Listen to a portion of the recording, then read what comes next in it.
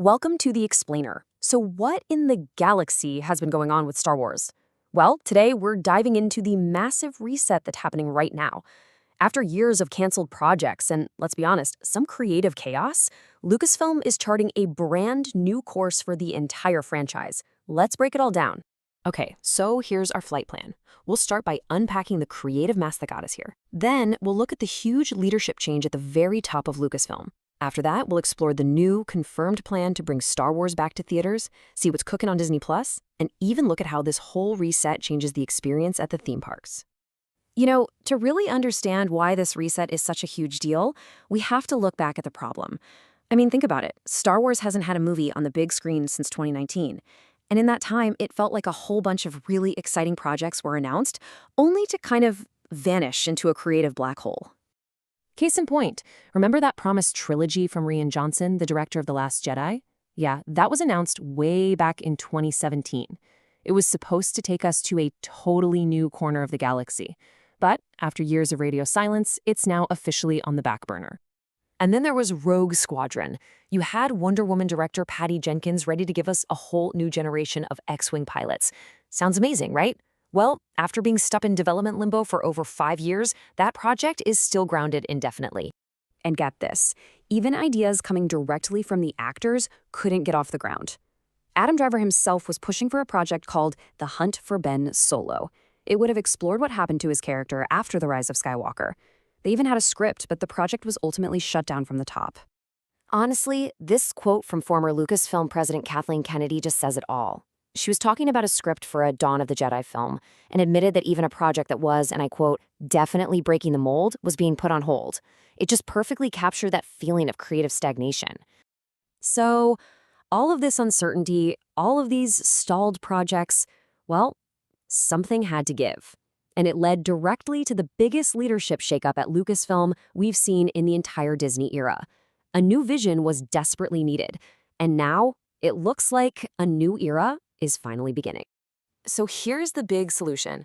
After 14 years, Kathleen Kennedy is stepping down. She's being replaced by this new dual leadership team. On the creative side, you've got Dave Filoni, who is pretty much George Lucas's own protege.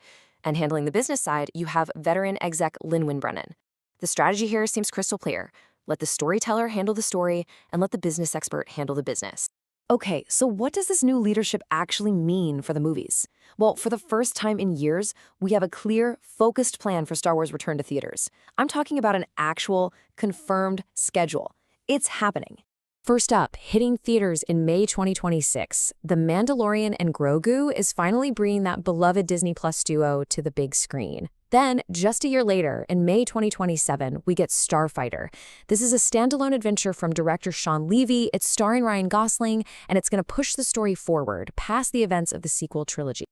And the pipeline doesn't stop there, not at all. There are several other huge films now in active development. We're talking about a movie focused on Rey rebuilding the Jedi Order, that Dawn of the Jedi epic from James Mangold that's set 25,000 years in the past, and of course Dave Filoni's big crossover event film that's going to tie all his streaming shows together. So yeah, the movies are coming back in a big way, but the new leadership definitely isn't abandoning streaming.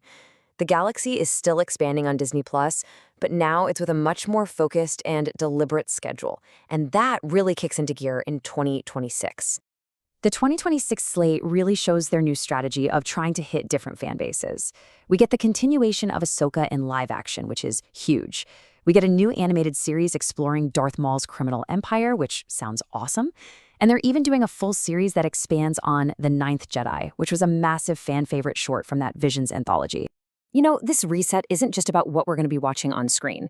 It's also about addressing long-standing fan feedback. And that starts with the theme parks and extends all the way to a much more diverse slate of video games. All right, let's start with the theme parks. Since Galaxy's Edge opened, fans have really had one major question. Where are the classic characters? The land was locked into the sequel trilogy timeline, which meant, no Darth Vader, no Luke Skywalker. Well, they are fixing it. Starting in April 2026, Disney is breaking that timeline. Darth Vader, Luke, Han, Leia, they'll finally be able to appear in the land. It's a really clear sign that under this new leadership, they are actually listening to the fans. And that same philosophy applies to video games. Instead of focusing on just one type of game, the upcoming slate is all about variety. There's a turn-based tactics game, a high-speed racer, the next chapter in the super popular Jedi series, and even a new RPG set in the fan-favorite Old Republic era. The goal is pretty simple. Give every type of gamer a way into the galaxy. So Lucasfilm is resetting its entire course. New leadership, a clear plan for movies and TV, and a renewed promise to listen to the fans. This whole thing is a highly structured, strategic approach that's designed to fix the problems of the last few years. But it leaves us all with one big final question.